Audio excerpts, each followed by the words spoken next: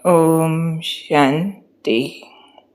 आज के महावाक्य जो हमें याद की यात्रा के लिए मिले हैं बहुत वंडरफुल हैं। जब बाबा व्यक्त हुए, फरिश्ता बने,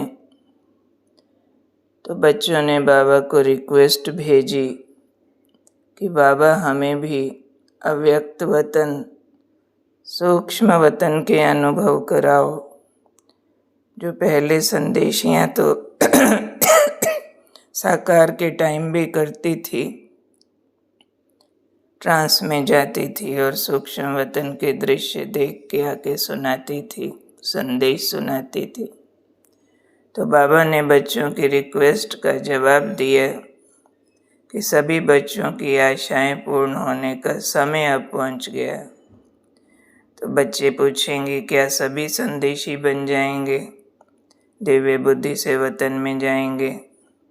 बाबा ने कहा नहीं, अव्यक्त वतन का अनुभव सब करेंगे लेकिन दिव्य दृष्टि से नहीं, दिव्य बुद्धि के आधार पर भी अलौकिक अनुभव कर सकते हो, जो दिव्य दृष्टि के अनुभव से भी बहुत अलौकिक, अनोखा, लाभदायक, रियल होगा। तो बाबा ने फिर उसकी विधि बताई। जो अव्यक्त वतन, सूक्ष्म वतन का अनुभव करना चाहते हैं सब कर सकते हैं। उसके लिए क्या करो? अमृत वेले उठो, याद में बैठो और अंदर संकल्प रखो कि हम अव्यक्त बाप दादा से मुलाकात करें। ऐसी मुलाकात जैसे आमने सामने साकार में करते हैं, ये अंदर संकल्प रखें।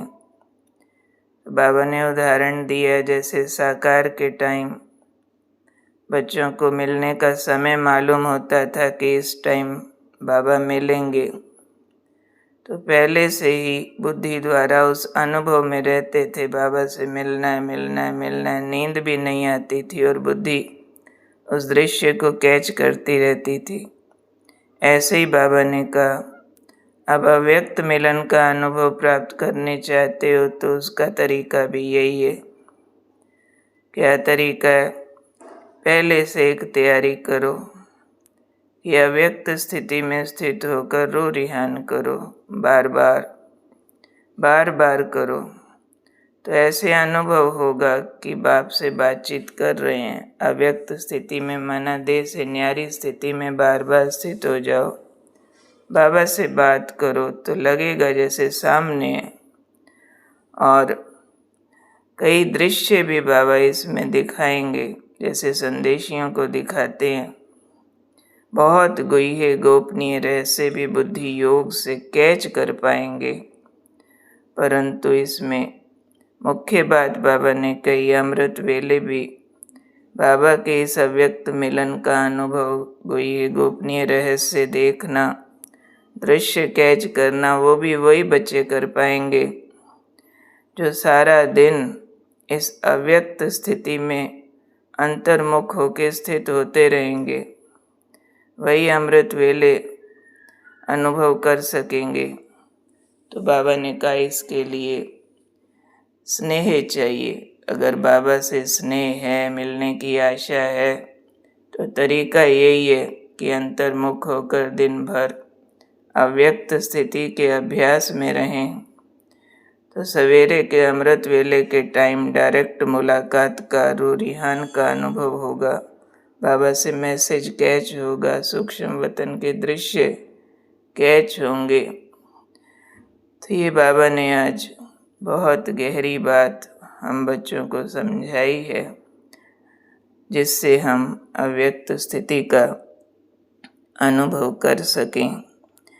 तो अव्यक्त मिलन का अनुभव होगा अव्यक्त स्थिति से, और बिल्कुल वैसा होगा जैसे संदेशियाँ संदेश लेकर के आती हैं, लेकिन सारा दारो मदार अपनी दिनचर्या में अपने को स्थूल से मुक्त करना, सूक्ष्म चिंतन में रहना, आत्मिक स्थिति का अभ्यास करते रहना और बाह्य मुक्ता से अपने आप को विड्रॉ करते रहना।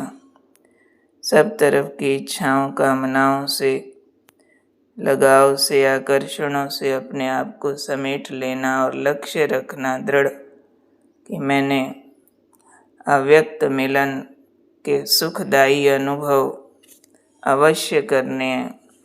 तो उन अनुभवों के लिए रास्ते खुल जाएंगे।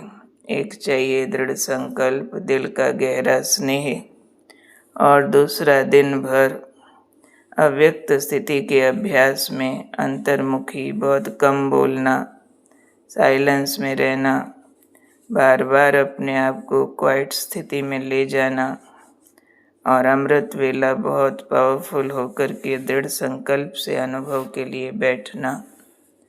तो हम सब इस अव्यक्त स्थिति के अनुभव के लिए दृढ़ संकल्प धारण करें। ओम शांति।